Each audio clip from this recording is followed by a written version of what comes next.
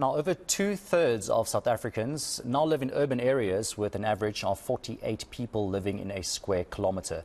It's here that town planning plays a pivotal role to make towns and cities economically, socially and, of course, environmentally viable. There's hope for the sector, with KwaZulu-Natal boasting the country's first black woman to obtain full professorship in the discipline of town and regional planning. Professor Hangwelani Hope Magidimisha-Chipungu joins us now to talk about the sector and, of course, her achievements. Thank you so much, Prof, for joining us this evening. First and foremost, congratulations. Oh, here you are. Congratulations with this appointment. Definitely a historical achievement. So congratulations first and foremost. I think, maybe just reflect on your journey to becoming professor. Thank you very much, and good evening to all your viewers. It has been quite a long journey, although they may be hearing about it now, but it takes quite some time to practice and to get qualification for it. But also there are a number of things that you need to do to qualify as a full professor. This include publications of books, journal articles, book chapters, and of course supervision for your students, a master's and a PhD, your international standing. You need to have done some work at the international level, and so that your peers also respect and acknowledge your work. Same goes at the national level. So it's a lot of things that you need to do to get here, which takes quite a bit of time and a couple of years. Yeah, and a big challenge, I also assume. But, there's another challenge that now lies ahead. But you've, like you just mentioned, had some experience, at least, in mentoring some other planners and people who are pursuing, the exact same thing that you are pursuing at the end of the day. But of course, are you ready for this next challenge to make sure that, the next generation of planners are ready to tackle the issues here locally and maybe also internationally?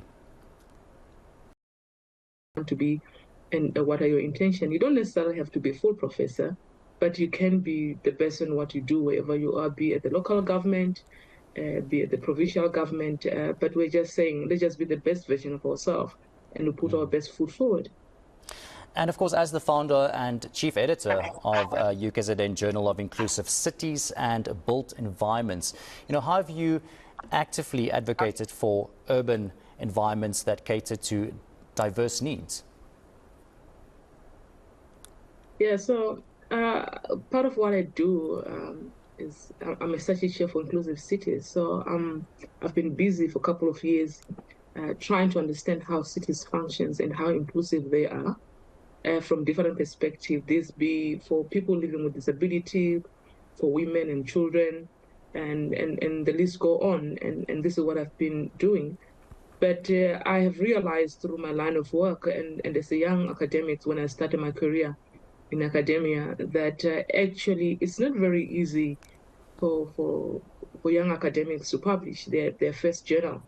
And able to publish your first journal, it kind of gives you a great start and it motivates you. So I've decided to come up with my own journal, which is called Journal of Inclusive Cities and the Built Environment, which is obviously get a strong support from the University of KwaZulu-Natal. And really, my aim with this journal is to ensure that even young upcoming academics, they're able to submit and get a fair criticism and for their work, because I'm of the view that from my experience, some rejection that I got, there were obviously those which were genuine and I had to make correction, but some of them, they were just discriminative in nature, just because perhaps I'm a black scholar from Africa, and the list go on. So I needed to bridge that gap, and it's my initial step towards addressing these disparities within the field. Yeah, definitely. And I think, let's go back to maybe urban planning. With more than two-thirds, like I mentioned earlier, of South Africans now living in urban areas and the country's population, of course, continuing to grow. What measures would you maybe propose to manage the increasing urbanization burden on cities? Yeah, that's an interesting one. I think we should not be focusing on anything to stop people from moving, because it's not going to happen. even if we want, we will never able to stop people from moving from one point to another. But what we're supposed to be focusing on is the state of readiness. How do we prepare for people's movement? And the way you prepare for people's movement is by understanding why people are moving wherever they're moving, and try to give them what is making them to move. So in other words, we need to get to a point where we do not have to have people moving from peripheral areas, your rural areas, to urban areas because they are looking for better opportunities. They are looking for jobs. Create jobs where they are. Let's take jobs to the people. Let's try to create functional cities wherever they are. So that way you are kind of controlling people's movement. So what you then end up having is not movement because people that are disparate are trying to look for job opportunities, but it's a tourism-related one, which of course, we encourage because you need to move from one place to another in terms of the tourism. We do know that tourism do contribute towards the economy. So that's what I would say. Let's focus on improving where people are rather than focusing on trying to stop people to move because it's not going to happen. That's the best way we can control people's movement.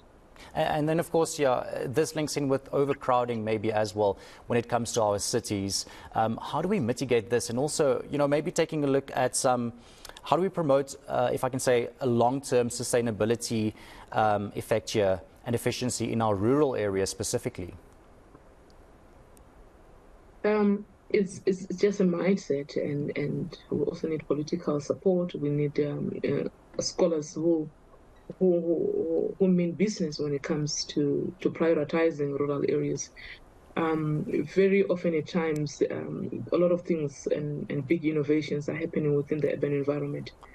And I've said this on a number of platforms that when you do that, you are then attracting people from the less fortunate areas to come to those areas where you're putting a lot of resources. So what we're supposed to do, like I said earlier on, is to focus on developing those areas, equip those municipalities and rural areas, and make sure that you provide necessary skills. It's very shocking that in South Africa in 2023, just 30 years, almost 30 years into democracy, we still have municipalities which do not have town planners. Yet we have town planners who are not employed.